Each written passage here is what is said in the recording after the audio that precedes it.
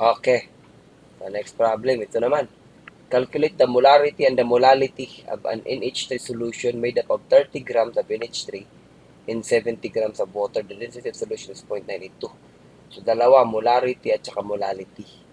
So, sa molarity, molality, molality, molarity muna. Usually sa molarity, malaking M. Molarity ng NH3. Usually yung solute, yung starring dyan. So, molarity ng NH3 is mole per liter yun siya. So, yung binigay niya ng NH3 is grams. Magka-convert lang natin yan. 30 grams of NH3. Tapos, ano ba yung, so, kakonvert ko pa to moles. Ano ba yung baba is grams of water. So, kung gusto mong liter of water, 30 plus 70. Diba? So, magta-30 plus 70 ka lang dito. Ano to? Grams of solution. So, grams of solution, sa taas muna. Sa taas muna yung i-convert natin. So, kailangan natin ng formula mass or molar mass ng NH3. So, 14.0067 plus tatlong 1.008. So, 17.0307.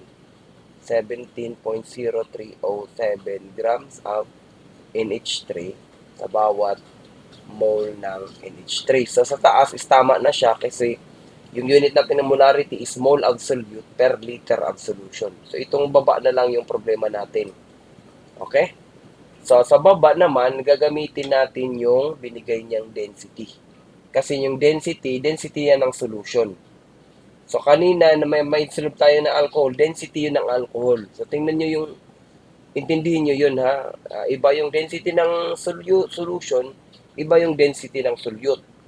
Iba rin yung density ng solvent. So, tingnan mo kung ano yung context mo. Okay, so 0.982 gram per ml, density yan ng solution. So, itong solution. So, 0.982 grams of solution per ml of solution. Okay. So, I'll be consistent. Itong ml, palitan ko na lang. Palitan ko ng 10 to the negative 3. Milli. Milli is 1 times 10 to the negative 3. So, ito yung milliliter solution. So, cancel, cancel. So, makikita mo yung unit ko na is mole of NH3 per liter of solution. And that is already molarity. So, tama na yan siya. 30 times 0.982 all over 30 plus 70 tapos times 17.0307 which is the molar mass ng NH3. Okay, tapos yung answer natin is 0.017. Intrinsic significant figures 3 grams mole per liter, which is molarity. Okay, letter D. Ano ba yung letter D? Molarity and then is molality. So, sa molality, pareho pa rin yung nasa taas. Molality, MO na lang, ng NH3. MO ng NH3, molality. That is 30 grams of NH3. Tapos, 1 mole of NH3 is 17.0307 grams of NH3. So, again, wala na tayong problema sa taas. Yung baba na lang. Yung kailangan lang natin sa baba is solvent. So, 70 grams ng water. Kasi yun yung solvent.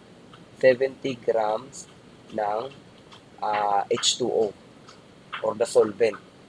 Tapos, kailangan natin dito is naka-kilogram siya. So, magka-convert lang tayo.